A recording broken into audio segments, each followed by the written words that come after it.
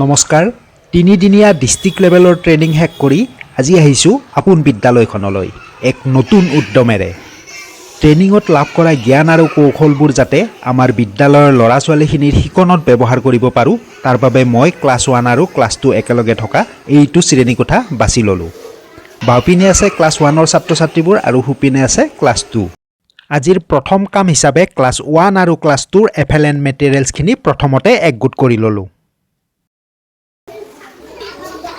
সোঁপিনৰ book গেলাৰীত class 1ৰ material আৰু বাওঁপিনৰ book গেলাৰীত class 2ৰ FLN মেটেৰিয়েলছবোৰ ৰাখিম বুলি ভাবিলোঁ আৰু সেইমতে ধূলি মাকতিৰে ভৰি থকা শ্বেল্ফটো চাফা কৰিব আৰম্ভ কৰিলোঁ।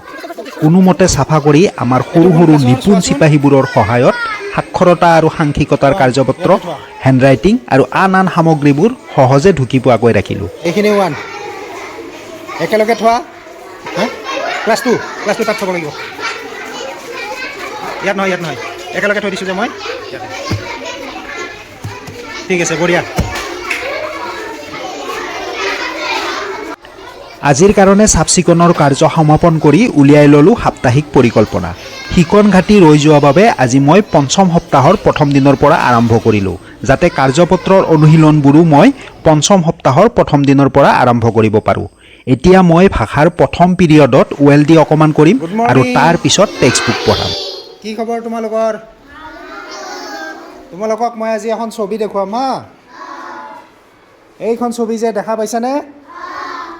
ইয়াতে কি কি আছে কোৱাচোন? ৰবা, এজন এজনকৈ কোৱা, এজনে থিয় হৈ কোৱাচোন, মই শুনা নাপাওঁ। গছ আছে, বঢ়িয়া। তুমি কোৱা, কি আছে? মানুহ আছে। আৰু কি আছে? বজাৰ, বঢ়িয়া। তুমি কোৱা? দোকান আছে, বঢ়িয়া। আৰু তুমি কোৱা, কি আছে? বজাৰত গৈ আছে, বঢ়িয়া। আৰু কি আছে? ফুলকবি আছে, বা বঢ়িয়া। টমেটো আছে, বা তুমি ইংৰাজীত কৈছা, বঢ়িয়া। তুমি কোৱাচোন, কিবা দেখা পাইছা?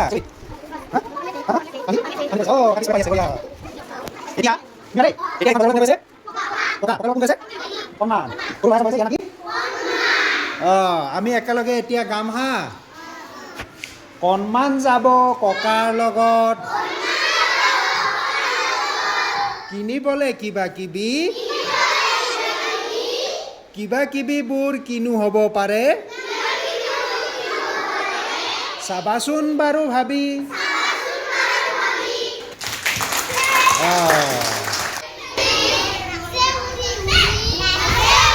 আমি পখিলা কবিতাটো পঢ়িলোঁ হয়নে? এতিয়া মই কেইটামান তোমালোকক প্ৰশ্ন সুধিম হা। কোৱাচোন, পখিলাই কেনেকৈ নাচে? উৰি উৰি না? বঢ়িয়া।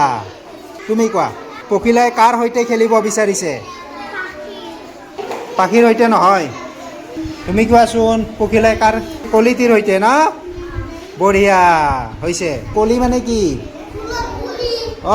ফুলৰ কলি, সৰু সৰু যে ফুল ফুলে হয়নে? সেইবোৰ হৈছে ফুলৰ কলি, বঢ়িয়া। এতিয়া তৰিত আছে, কোৱাচোন, ফুলনিত তুমি পখিলাৰ বাহিৰে আৰু কি কি দেখা পোৱা?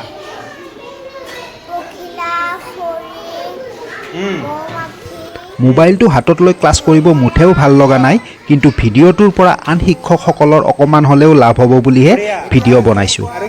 গতিকে দায় দোষ নধৰিব বুলি আশা কৰিলোঁ। তোমালোক সকলোৱে কাৰ্যপত্ৰ উলিয়াই লোৱা। পৃষ্ঠা নাম্বাৰ হৈছে 3-4 হা। 3-4 সপ্তাহ 5 দিন 1। সকলোৱে 3-4 পৃষ্ঠাটো উলিয়াই লৈছা? এতিয়া চোৱাচোন, ইয়াতে কি লিখা আছে? তলত দিয়া ধৰণেৰে বৰ্ণবোৰৰ লগত ঐকাৰ যোগ লগাই ক আৰু লিখো আহা। আমি যদি ক আখৰটোত ঐকাৰ দিওঁ কি পাম? ক'ত ঐকাৰে কৈ? খত যদি ঐকাৰ দিওঁ কি পাম? খত ঐকাৰে খৈ, হয়নে? গত যদি ঐকাৰ দিওঁ কি পাম আমি? গত ঐকাৰে গৈ ঠিক তেনেকৈ লত ঐকাৰে